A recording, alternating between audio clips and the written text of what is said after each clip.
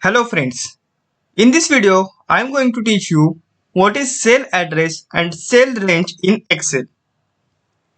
In our previous video, that is elements on Excel screen, I have already explained what is cell. But as new subscribers are joining day by day, for them I am going to cover this topic from very basic. So once again I will explain regarding the cell. What is cell? Cell is nothing but the intersection of row and column. So this is row and this is column. So this intersection part of row and column is called as cell. Now there are rows numbered as 1, 2, 3, 4, 5 likewise, and there are about 10,48,576 rows, and columns are denoted by alphabetical letters, that is A, B, C, starting from A to last column XFD. Okay, so we can imagine the total number of cells in the one worksheet. Okay, so this total number we can calculate by multiplying total number of rows and total number of columns. So you can imagine how many cells are available in single worksheet in Excel. So why we are dealing with this cell address or cell range? So out of these multiple cells, we should know on which cell we are exactly working. So each cell is having their own cell address. So what is the cell address and how to denote that cell address? So that we will see in this video tutorial. So first we will see about the cell address and later we will move towards cell range. Okay. So for your ready reference, I have highlighted one cell here with the yellow color. If we select this cell, we can see that this yellow highlighted cell is the intersection of column H and row number 6. Okay, so each cell address is having two parameters. First parameter is the column and second parameter is the row. Okay, so how we are denoting this cell address? So this cell address is denoted by first column and then second is row number. For example, which is this column? This column is H, and what is the row number? This row number is 6. So the cell address of this yellow highlighted cell is denoted as H6. Okay, the same address we can also see in the name box here. Okay, I think you are now clear with the concept of cell address.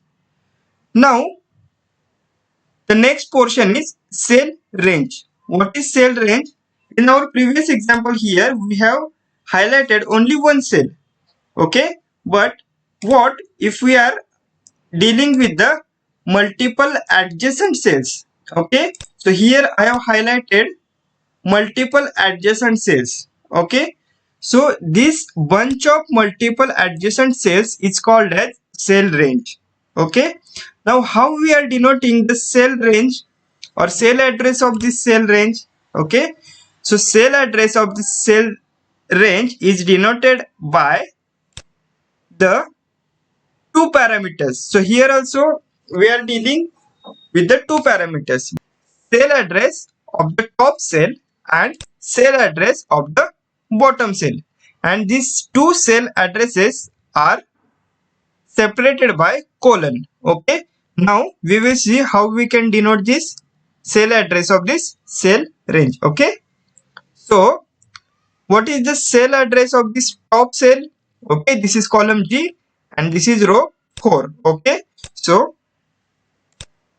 let me adjust the alignment first. So cell address of this top cell is G4, and what is the cell address of this bottom cell? It is G13. Okay, column G and row 13. Okay, now the cell range is denoted as G4, that is the cell address of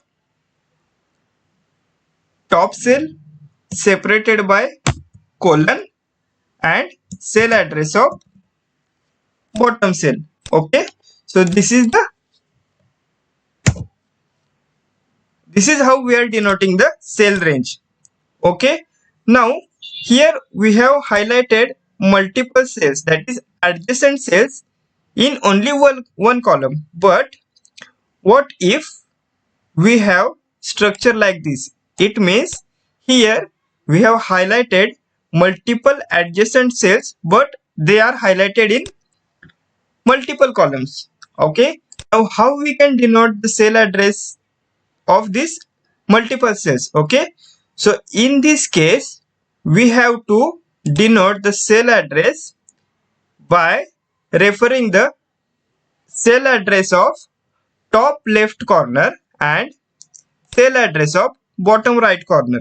Okay, so we will see how we can denote. What is the cell address of top left corner cell? This is column F and row number 18. Okay, so cell address of this top left corner cell is F18.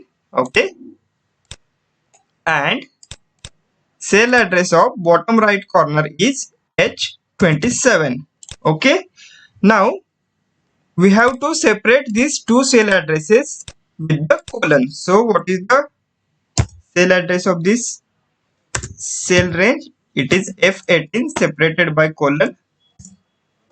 Okay, so we can say that this range we can denote by F18 colon H27. So this is the concept behind the cell address and cell range. That's all from this video. Thank you. Have a great time. I hope you enjoyed this video. If yes, hit like button and share with your friends. If you have any questions, suggestions or feedback, do let us know through your comments. And most important, subscribe to our channel and press bell icon to get notifications about our newly uploaded videos.